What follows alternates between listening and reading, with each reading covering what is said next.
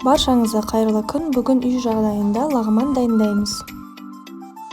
Алдымен етімізді маринадтап аламыз. Менде сиыр еті, картоп крахмалы, тұз, бұрыш және су барлығын жақсылап араластырып, тоңазытқышқа жарты сағатқа қойып қоямыз. Қамырын дайындау үшін бізге салқын су қажет, жұмыртқа және тұз барлығын жақсылап араластырып, қамыр илеп, оны жарты сағатқа июге қалдырамыз. Жарты сағаттан соң оқтаудың көмегімен жайып, ұзынша бөліктерге бөліп шығамыз.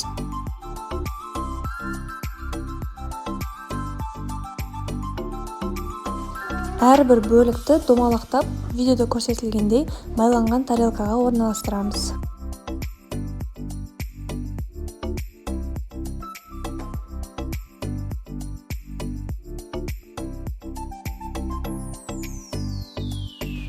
Енді дайын болған қамырларымызды созып шығамыз. Бірінші алақанның көмегімен үстелге үйкеу арқылы созып аламыз.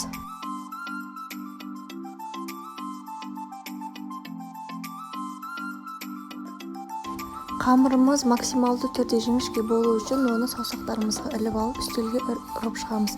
Оны қайнап тұрған тұзды суға салып пісіріп аламыз. Дайын болған етімізді қызып тұрған қазанға салып қуырып аламыз және көкөністерін қосамыз. Менде пияз, болгар бұрышы, томат және де стручковый фасоль. Және де өз қалауларыңызбен капуста қоссаңыздар да болады.